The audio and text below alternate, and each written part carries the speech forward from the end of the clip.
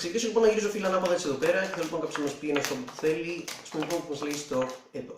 Λέει πολύ ωραία. Είσαι σίγουρος να συνεχίσουμε και λίγο πιο εκεί. Λέει πως όντως αυτή τη φορά θέλει να συνεχίσουμε και λίγο πιο εκεί. Και ας πούμε που μας λέει stop εδώ. Πολύ ωραία. Πριν όλα ξεκινήσουν, μέσα στο κουτί είχα κάνει μια πρόβλεψη. Και η πρόβλεψη είναι Παπασκαρό. Και το φύλλο το οποίο με σταμάτησες είναι Παπασκούπα. Γεια σας και καλώς ήρθατε σε ένα ακόμα βίντεο στο κανάλι. Για σήμερα λοιπόν θα δείξουμε όχι ένα αλλά δύο τρίκ. Θα ξεκινήσουμε λοιπόν πρώτα με αυτό που δείξαμε στο performance. Είναι ένα πάρα πολύ εύκολο τρίκ.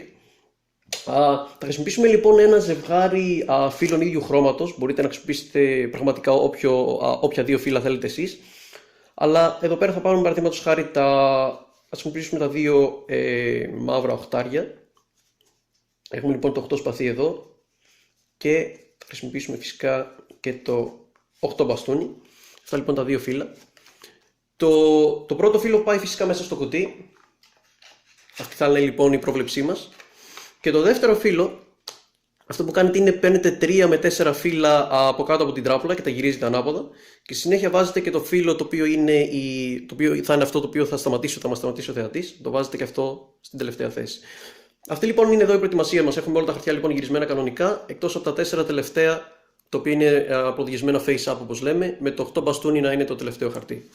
Αυτή λοιπόν είναι η θέση μας και από εδώ είμαστε έτοιμοι να ξεκινήσουμε.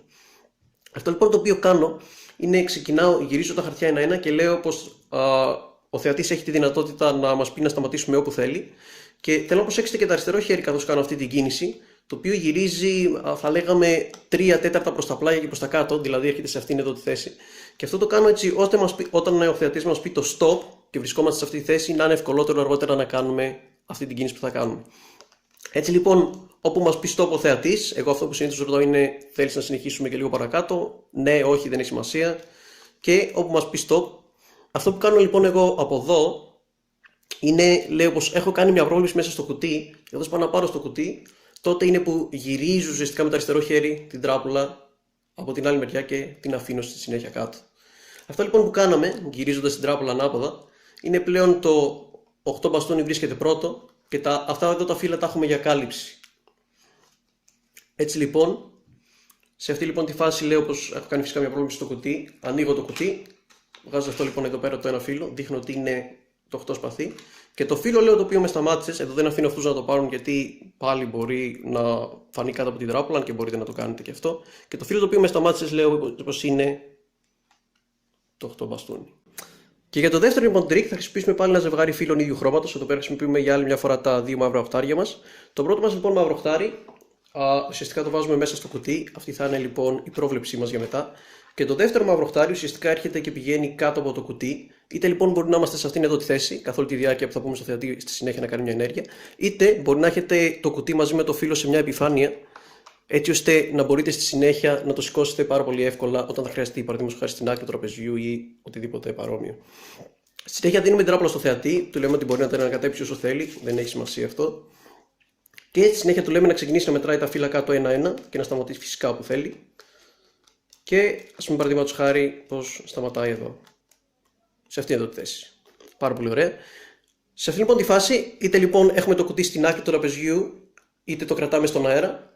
Φυσικά το έχουμε στην άκρη του τραπεζιού, το σηκώνουμε. Εδώ πέρα θέλει προσοχή να μην φανεί και το φύλλο από κάτω καθώς το σηκώνουμε.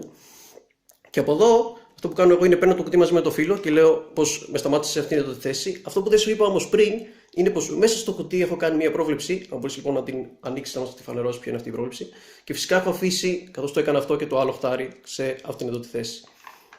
Θεατής λοιπόν θα δει πως αυτό το φύλλο που έχουμε μέσα στο κουτί είναι το 8 σπαθί.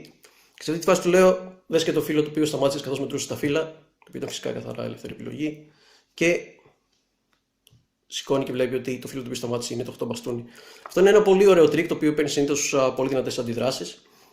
Αυτά λοιπόν ήταν τα δύο τρίκ για σήμερα. Αν σας άρεσε το βίντεο, αφήστε ένα like. Ως συνήθως μπορείτε να μου γράψετε τις εντυπώσεις σας καθώς και οποιαδήποτε απορία έχετε κάτω στα σχόλια. Και θα σας δω ξανά την επόμενη φορά. Γεια σας!